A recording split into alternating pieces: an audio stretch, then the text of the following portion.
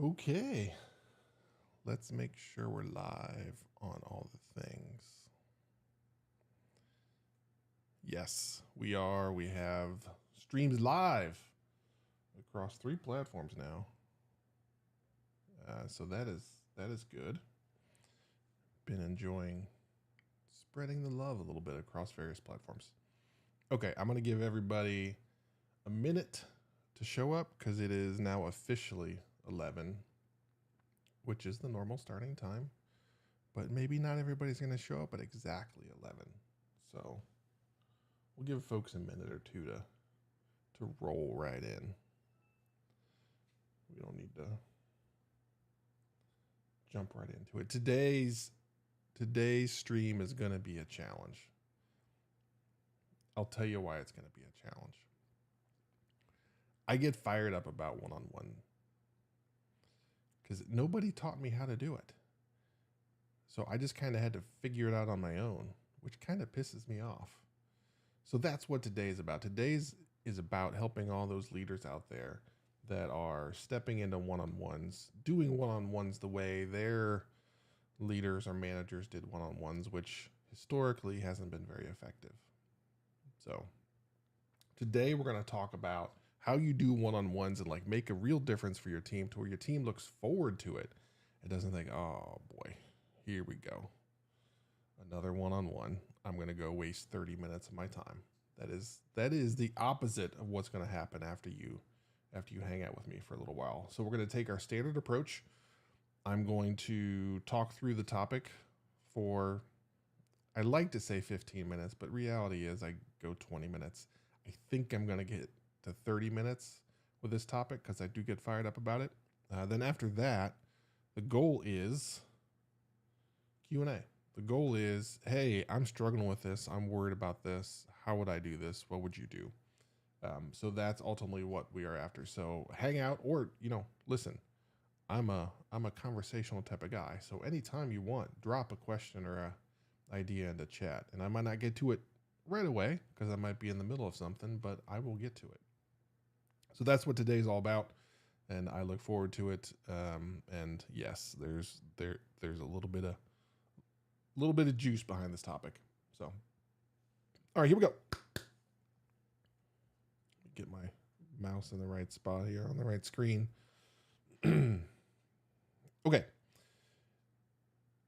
This is something that I see way too often is that this is your job. This is your time to shine as a leader. This is where you help your team get better at whatever it is they're trying to do.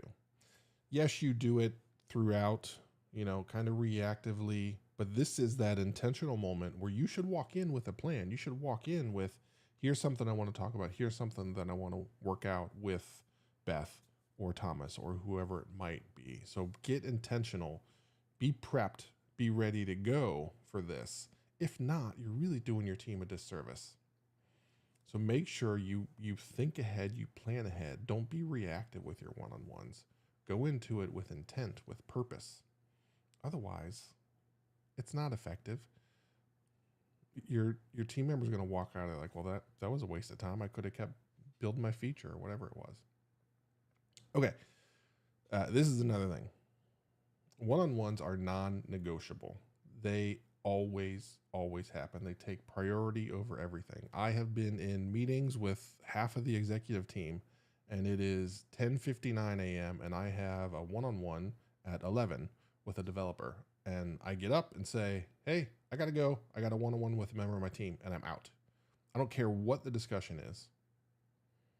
This is one of those things where you are required to show your team member the importance of this. The number of places I've been where one-on-ones just get canceled or shuffled around last minute, and I'm not saying I've never done that.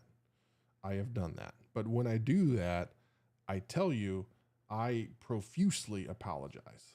I go overboard saying how sorry I am and that I won't let that happen again. I explain how important this is and that was a mistake on my part. I got caught with something. I just had to do it.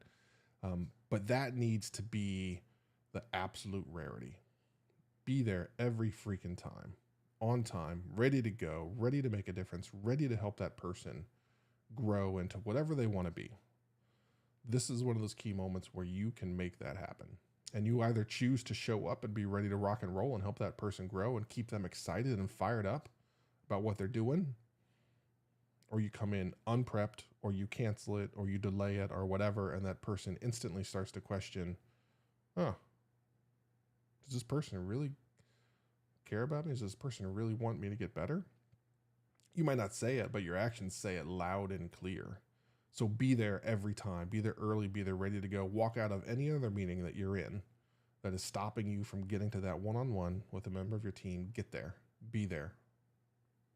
Even if you have to like text them and say like, hey, I'm on my way. I'm sorry I'm late. I'm running. I'll be there. Right? Stuff happens. I get it. But you got to be there.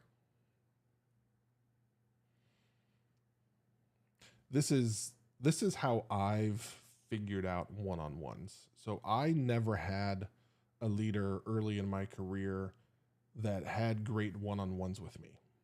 So when I became a leader, my one-on-ones were very much like the ones I had, and they were ineffective, and I walked in unprepped, and it didn't make a difference. We were just doing a thing to do the thing. So then I started to figure out or think, okay, I've got to do better. I have to. So then I started to say, okay, great. That's nice that I've got to do better, but how the heck am I going to do that? So what I decided to do was lean on the thing that we always do. So if you're watching this stream, if you follow my content, you're likely play in the realm of software. If you've been playing in the realm of software development for the past, 15, 20 years, you likely do some flavor of agile, whatever it is. So I just bring that same pattern here. I treat every member of my team as a product, and we have a backlog, we have a plan, we have a roadmap of where we want to go. Each one-on-one meeting is a sprint transition. So we have a little bit of a retro. We talk about what's happened since the last time we had a one-on-one. How have things gone? What's going on? Are you excited? Are you disappointed? Are you frustrated? What are those things? Then we build a little bit of plan of, okay, what are we going to work on between now and the next one-on-one that we have? You don't have to reinvent the wheel. Use the frameworks that you and your team members are used to.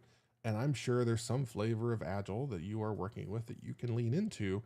And that gives everybody a little bit of comfort because now, oh, okay, I know how this is going to work. I walk in ready. I can walk in as a team member and start thinking, okay, we're going to talk about how the past 2 weeks went. Let me think about how that has gone. So that way I'm prepped and like ready to talk about it. Then, okay, what are the things I want to work on, right? Give your team members a framework so that they come in and they too can make sure that it's beneficial for them. Because listen, everybody wants to do good. Everybody wants to do better. So just provide a simple framework that everybody's used to make that happen.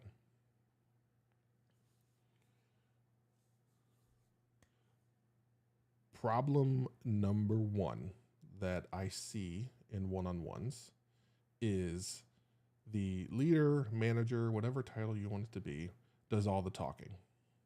That is 1,000,000% backwards. So if you're a leader and you're listening, watching this, and you think about your one-on-ones and you have that sinking feeling that, oh no, I do all of the talking, I'm doing it wrong, that's okay. That's unfortunately the norm, but we're here to fix that. We're here to break that. So again, this is not about you or the project you're working on or the company, whatever it is. This is about that employee.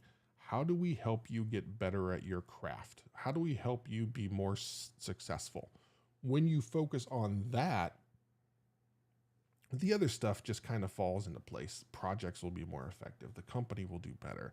Their teammates will be happier. They'll be happier. All of the things will happen, but you need to dial it back and focus on that person. And it starts with listening and just listening and allow them to talk through, as we talked about, the first part's like a retrospective. Hey, what went well? What didn't go well? What are you frustrated about? What do you wish was better?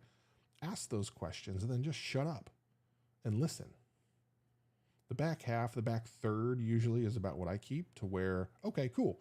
So these are the issues. This is what we talked about. Let's build a plan. What are we going to do? How are we going to respond to those things? But it starts with listening. So if you come in and you fire off in that one-on-one and you're just like going 1,000 miles an hour, you're doing it wrong.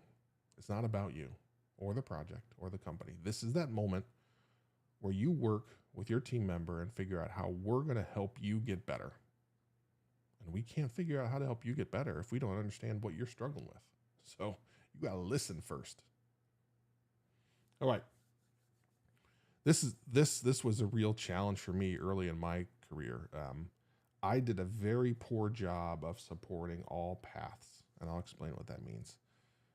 I assumed that everybody had the same aspirations that I had. I assumed that every developer that I hired wanted to do the things that I wanted to do, that their 5-year plan looked like what I envisioned for myself. Like that, just like, well, why wouldn't you think like that? Well, dummy Josh, took a little while to figure that out, but I figured it out. And I figured it out because I had some great team members that pushed back on me. They're like, hey, that's cool that you want to do that, but I don't want to do that. Like this is not what I want to do. I don't want to become an architect. I don't want to become a leader. I'm really freaking happy writing code, and I'm really happy being good at that. So I just want to do that. So how do we help me do more of that and have you, Josh, stop trying to shove me into a leadership role? Because I don't want that. That's not who I want to be. And that knocked me back on my heels because I was so maniacal about like, I'm gonna achieve this. I'm gonna reach this level of responsibility that I want, this role, this title, whatever it is. But not everybody's wired like that. So we go back to the previous slide and listening. Listen and understand about what path that person wants, what path they have laid out for themselves. And here's another thing. Not everybody has a path in their brain. So maybe you ask the question about, hey, what are the things you want to do? What do you want to grow into? I'm going to guess about 30% of your team is going to be like, I don't know. That's okay. That's okay. That's when you support them and say, okay, well, cool. We'll focus on how we just kind of get better at the things that we're doing, but let's start thinking about what does the future look like, and then lay out the fact that the paths are innumerable. It can be just doing the thing you're doing now forever because that makes you freaking happy. Or maybe you want to go do this. You want to go do that. You want to go do that. Let's at least start thinking about what that is, but put zero pressure on what their path looks like. Allow them to shape the path for what works for them. Don't try and shove your perception of what you think their path should be on top of them. That will backfire majorly. Been there, done that. So don't do that.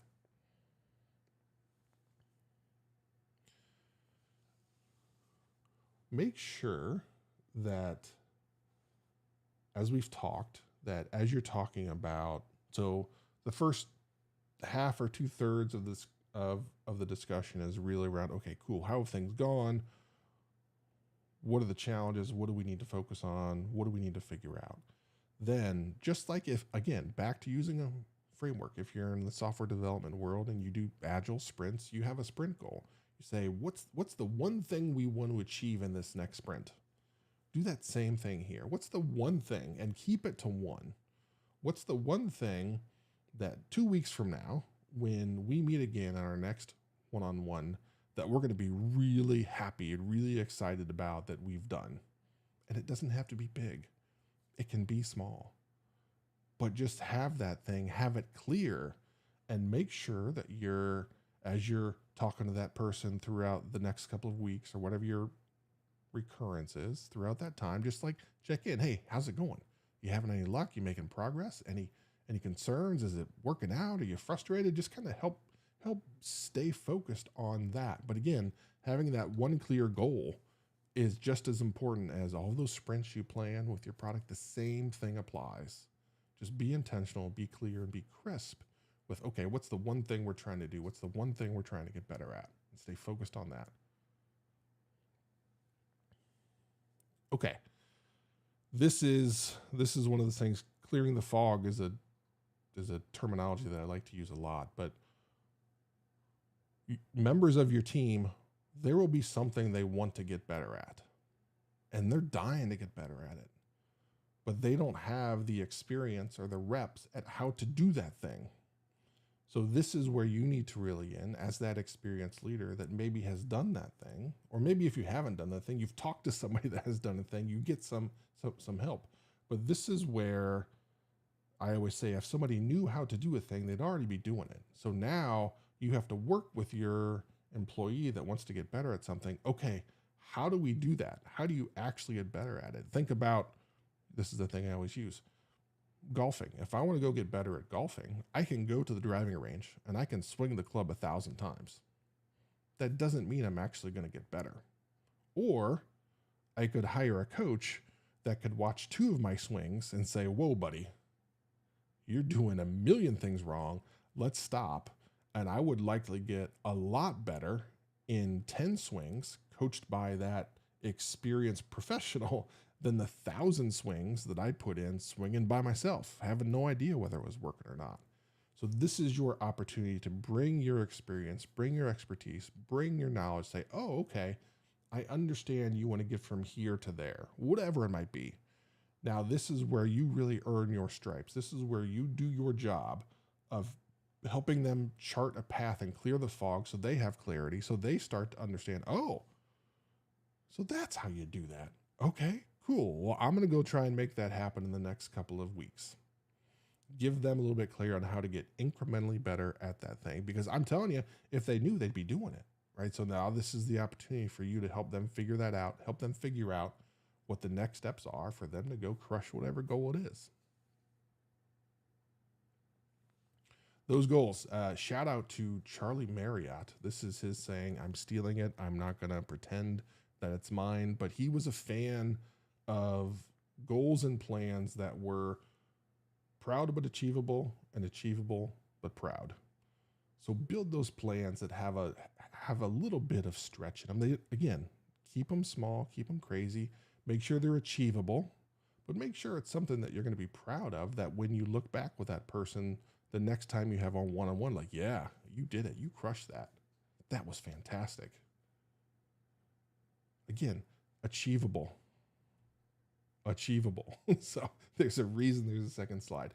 There are so many times when I see teams or team members or anything where they're planning a sprint or they're planning the next thing they're going to do, and they have all these things they want to do. That decreases achievability. So I prioritize achievability. Let's get some wins. Let's stack some wins. Let's get a little juice. Let's get a little fired up about, yeah, we're doing a thing. We're getting better. That accelerates growth. That accelerates further achievement in the future. But when you start planning, oh, we're going to change all these things, we're going to do all that stuff, it gets really hard to do all that. And then you look back like, oh man, we didn't do a thing. You probably did some good things, but you had this massive list of things you thought that you were going to do and didn't work out. That's okay. The key is achievable. Then we go back, achievable but proud. So don't make it a slam dunk. Don't make it easy, but also don't go crazy, right? Achievability is key. Okay. We talked about clearing the fog. We talked about that's where it's your job to lean in and help that person really understand how they get from here to there. This is something that I've learned over the years. Again, painful lessons. So this is my how-to. This is my how-to on a how-to. Give people your knowledge and experience first. Advice second. I try and minimize the advice that I give people because, again, we go back a few slides ago, their path is different than mine. Their passions are different than mine. So my advice might not line up exactly with what they're trying to do. So what I try and do is I try and share the experiences that I've had, the things that I've done that worked, that didn't work, put that all on a platter and say, okay, you now have this additional context, this additional information of someone that tried to do something similar, what worked and what didn't work. What worked for me might not work for you, but let's plan out. Let's see if we can pick out pieces of those and figure that out, figure out what works, what doesn't. Don't know. We'll figure it out though. So again, advice doesn't always line up. So be careful with just spewing advice on people. That's not always fair.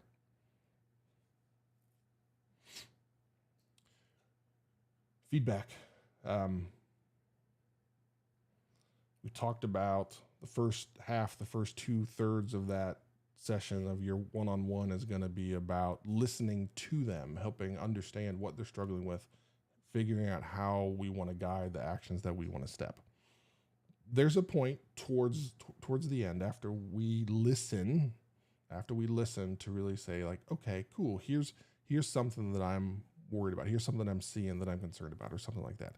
Make sure you hit that feedback early and often. Don't wait for something to be confirmed of, oh yeah, that's a real problem. What I like to do is I like to put things on the table as early as possible and say, listen, and I'm very upfront about it. I say, listen, I'm going to put something on the table super early. I've only seen it once. It's something that made me a little nervous, but I want to just talk about it because hopefully it's just a one-off thing, but I want to make sure it doesn't turn into the norm. So in this meeting, you shut down a teammate. You didn't let them talk. You normally don't do that. So I'm hopeful that's just a one-time thing, but like, let's talk about it and make sure we understand the effect that has on the rest of the team.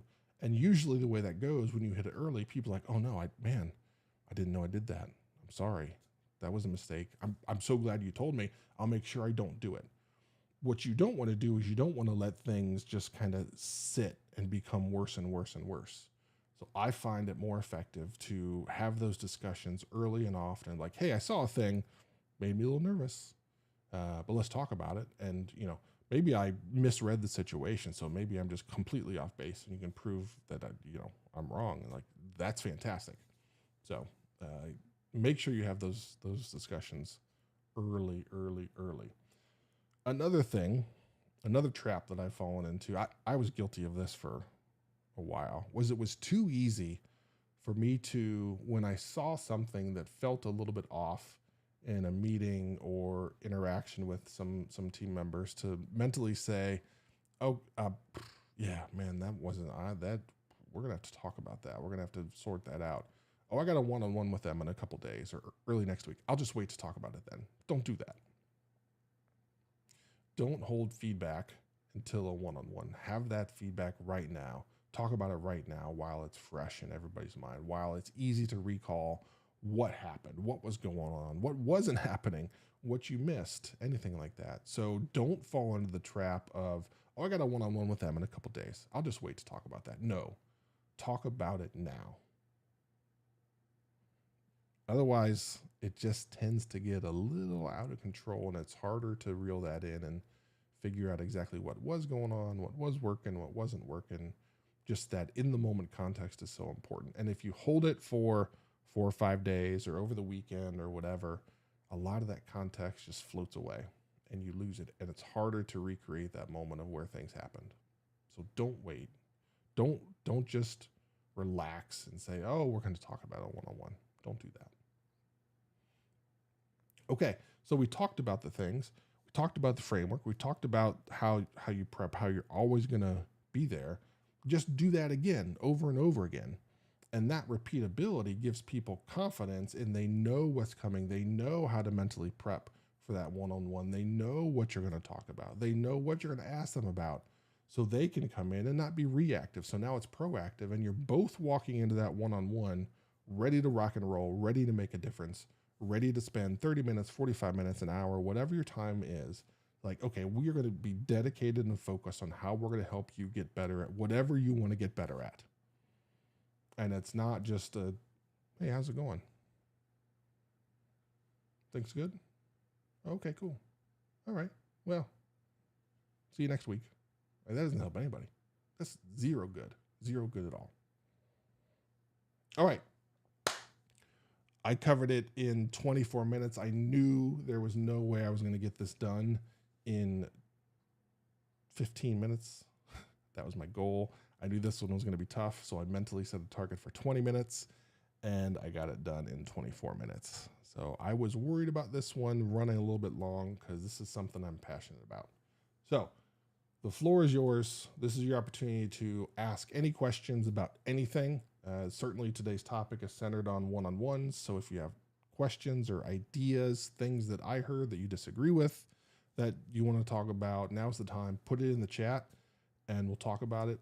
Or if you have something completely out of left field that has nothing to do with this, that's fine too.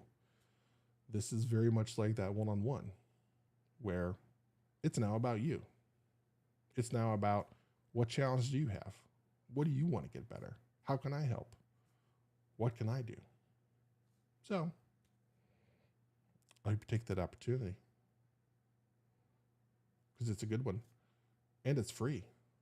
So you can get some free help, get some free experience, not advice. Yeah.